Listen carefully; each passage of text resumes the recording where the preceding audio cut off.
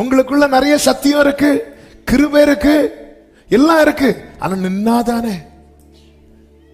நிக்க முடியாத இடத்துல பேதுரு மறுதலித்தான். நிற்க முடிந்த இடத்துல 3000 பேர் ரட்சிக்கப்பட்டாங்க. உன்னால நிக்க முடியாத இடத்துல பாதிப்பு மற்றவர்களுக்கு அல்ல, உனக்கு தான். நீ மறுதலிப்ப. ஆனா உன்னால நிக்க முடியும்னா உன் மூலமாய் ரட்சிக்கப்படுகிறவர்களுடைய கூட்டம். எனக்கு பலன் தேவை. ஸ்தேவானை கல்லறிந்து கொல்லுகிறார்கள்.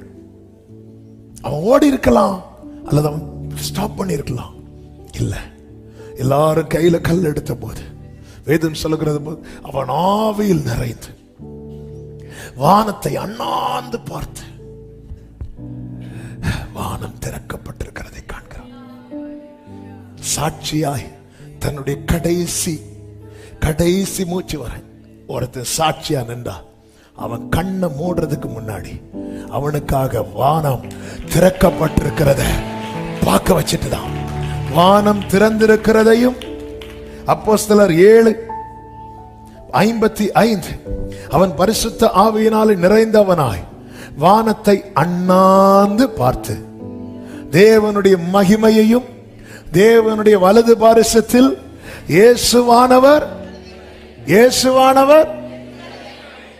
பிதா பக்கத்துல இயேசு என்ன பண்றார்? ஆனா உயிர்த்தெழுந்த இயேசு எடுத்துக்கொள்ளப்பட்டு என்ன செய்தார்? மார்க் 16 கடைசியில சொல்லப்பட்டிருக்கிறது, பிதாவின் வலது பாரிசத்தில் அவர் உட்கார்ந்தார்.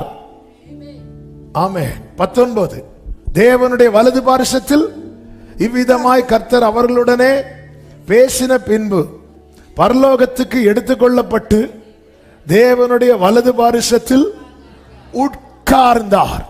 ஸ்தேவான் என்ன பார்க்கிறான்? இதுல ஏது உண்மை? எவ்வளவு ஷார்ப்பா இருக்கிறீங்க. 2 உண்மை. உட்கார்ந்தார். ஆனா ஸ்தேவான் வர்றதுக்கு ரெடி ஆகும் போது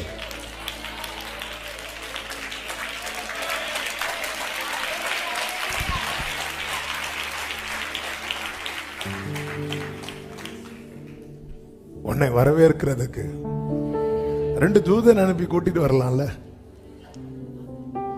இதான் சும்மா நார்மலா கிறிஸ்துவுக்குள்ள இருந்து மறிக்கிறவர்கள் உண்டு. ஆனா கிறிஸ்துவுக்காக கடைசி வர நின்னு ஒருத்தன் சாகரான் தெரியுமா? அவனை ரிசீவ் பண்ண இப்ப கேப்ரியல் மீகாவெல்லாம் இருப்பாங்க. போய் கூட்டிட்டு வரணுமா? ஒதுங்க, என் பிள்ளைக்கு நான் காட்டி கொடுக்கணும். நான் தான் அவனை கூட்டிட்டு வரேன். பிதா பக்கத்துல இருந்து. பொதுவாகவே யார் வந்தா நம்ம எழும்புவோம்? பெரியவங்க, கணத்துக்குரியவங்க, மதிப்புக்குரியவங்க. அவனை கர்த்தர் உலகம் மதிக்கல. அந்த சின்ன பிள்ளைங்கள் இருந்து அவன் மேல கல்லறிகிறாங்க. ஆனா பிதா பக்கத்துல இயேசு. ஆமென். கிறிஸ்துவுக்காக கடைசி வரை சாட்சியா நிக்கணும். சாட்சியாக. ஹல்லேலூயா. அவர் அழைப்பை அனுசரித்தே அவர் அழைப்பை அனுசரித்தே அவர் அழைப்பை அனுசரித்தே தொண்டு செய்வேன் என் ஆண்டவர்க்கே. தொண்டு செய்வேன் என்றும் தொண்டு செய்வேன் என்றும் தொண்டு செய்வேன் என் ஆண்டவர்க்கே. தொண்டு செய்வேன் என்றும் தொண்டு செய்வேன் என்றும் தொண்டு செய்வேன் என் ஆண்டவர்க்கே. ஆமென். லாபமானாலும் நஷ்டமானாலும் லாபமானாலும் நஷ்டமானாலும் லாபமானாலும் நஷ்டமானாலும் தொண்டு செய்வேன் என் ஆண்டவர்க்கே. தொண்டு செய்வேன் என்றும் தொண்டு செய்வேன் என்றும் தொண்டு செய்வேன் என் ஆண்டவர்க்கே. தொண்டு செய்வேன் என்றும் தொண்டு செய்வேன். சாட்சிக்கு ரிட்டையர்மெண்ட் கிடையாது. 58 வயசாச்சு, நான் ரிட்டையர் ஆகிறேன். எதுல இருந்து? நான் அவருக்கு சாட்சியா இருப்பதுல இருந்து. அப்படி இல்லை, இனி நான் ரிட்டையர்மெண்ட் லைஃபை என்ஜாய் பண்ண போறேன், அப்படி கிடையாது. கடைசி வர அந்த அப்படி. அதாவது ஸ்தேவான் கண்ணை மூடும் போது ஸ்தேவான் கண்களில் இருந்த காட்சி தன் சகோதரர்கள் கையில் இருந்த கல்லல்ல, மூத்த சகோதரர் வரவேற்க எழுந்து நின்றது. இந்த காட்சியில தான் கண்ணை மூடணும். ஆமே, இந்த காட்சி கண்ணுக்குள்ள இருந்தாதான் அவர்களை மன்னிக்க முடியும். இன்னைக்கு நம்ம கண்ணுக்குள்ள வேற ஏதோ காட்சிகள் இருக்கிறதுனால சிலரை மன்னிக்க முடியல. இந்த ஸ்தேவான் மன்னித்து மரித்தான். மன்னிக்காம மரித்தா இயேசு அப்படியே உட்கார்ந்துருவார், போக முடியாது. ஆமென். இயேசு மன்னித்து மரித்தார். ஆமென். மன்னித்து. அப்ப கேட்கலாம், அப்ப நம்ம சாகிறதுக்குள்ள மன்னிச்சா போதும்.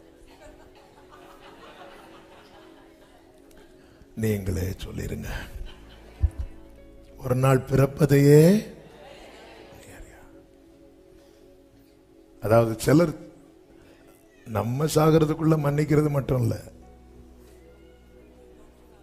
அவங்க சாகிறதுக்குள்ள. அவன் என் கண்ணில் என்ன இருக்கு, என் பார்வையில் என்ன இருக்கு, அந்த க்ளோரி இருக்குதா? ஹோலி ஸ்பிரிட் ஸ்ட்ரெங்தன் பண்ணி இப்படி இந்த தலையை தூக்குறார். நம்ம எல்லாம் எப்படி யார் கையில கல் இருக்குன்னா, கல் இருக்கு பைபிள் எடுத்துள்ளவே இல்ல. ஹோலி ஸ்பிரிட்டுடைய பலன், உன்னதத்திலிருந்து வந்த பலன், அதான் ஆவியில் நிறைந்து இப்படி இப்படி நாடி இப்படி மேல தூக்கி இப்படி மேல கொஞ்சம் மேல பாரு. நம்ம யார் சொன்னா மட்டும் மேல பார்ப்போம் தெரியுமா? போட்டோகிராஃபர். கொஞ்சம் வீட்டுல இருந்து சண்டை போட்டுட்டு வந்து நிப்பாங்க, ஸ்மைல் ப்ளீஸ் அடிச்சிரு, வேற வழி இல்லை. கேமரா தூக்கி எரிஞ்சிட்டானா? ஹோலி ஸ்பிரிட் இங்க இருந்துட்டு அவ்வளவு பேரும் பல்ல கடிக்கிறான், அதையும் பார்க்க வைக்கல. ஆமென். இந்த பல்ல ஒருத்தன் கடிக்கிறானாலே அவனுக்குள்ள என்ன வந்துட்டு தெரியுமா? நரகம் வந்துட்டுன்னு அர்த்தம்.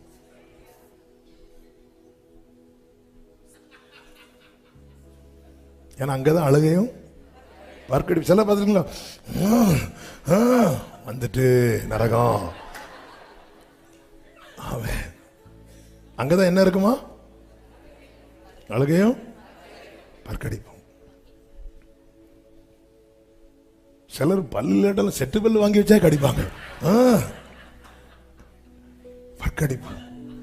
இந்த ஹோலி ஸ்பிரிட் ஸ்ட்ரெங்தன் பண்ணி ஸ்தேவானே அப்பா சொல்லிருப்பேன். எல்லாம் சொந்தக்காரங்க தானே, யூதர்கள் தானே.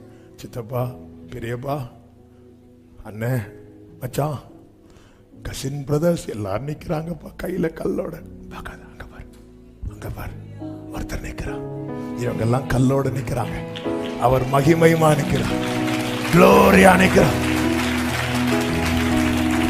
மகிமையில் இயேசுவை தரிசிக்கோ அந்த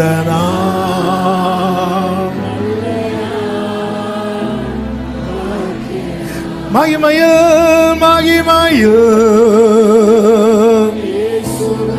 தரிசிக்கோ.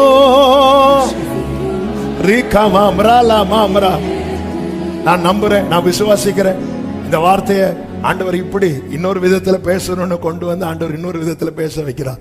நம் கண்களுக்குள்ளே இருக்கிற காட்சிகள் மாறுவதாக. இன்னைக்கு ஹோலி ஸ்பிரிட் சில காட்சிகளை மாற்ற போகிறார். ஆமா, யாரெல்லாமோ கல்லெடுத்த காட்சிகள் உன் கண்களுக்குள்ள இதுவரை இருக்கிறது. இன்று மகிமையின் காட்சி.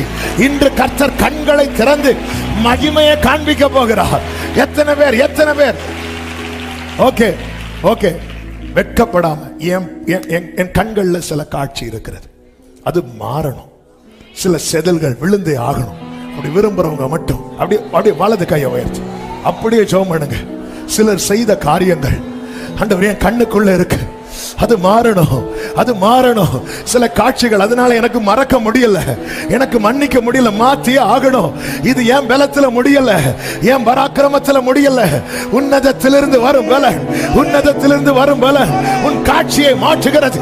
உன் கண்களில் இருக்கிற செதில்கள், உன் கண்களில் இருக்கிற செதில்கள் இயேசுவின் நாமத்தில் விழுகிறது, விழுகிறது, விழுகிறது. இப்பொழுது, இப்பொழுது ஜீசஸ். ஆமென் சொல்லுங்க பார்க்கலாம். உன் கண்களின் காட்சி அப்படியே மாறுது. அதனாலதான் இல்லைன்னா எப்படி சொல்லிருப்போம், ஐயோ இவங்க கல்லறிறாங்களே, எப்படி புலம்பி புலம்பி சத்திருப்பான். அபிஷேகம் பெற்றவன் புலம்பி சாக கூடாது. ஆமே ஆசீர்வதிச்சிட்டு தான், ஆண்டவரே இவர்களை மன்னியும். ஆமே நீங்க மன்னிச்சிட்டீங்கனாலே ஜெயிச்சிட்டீங்கன்னு அர்த்தம்.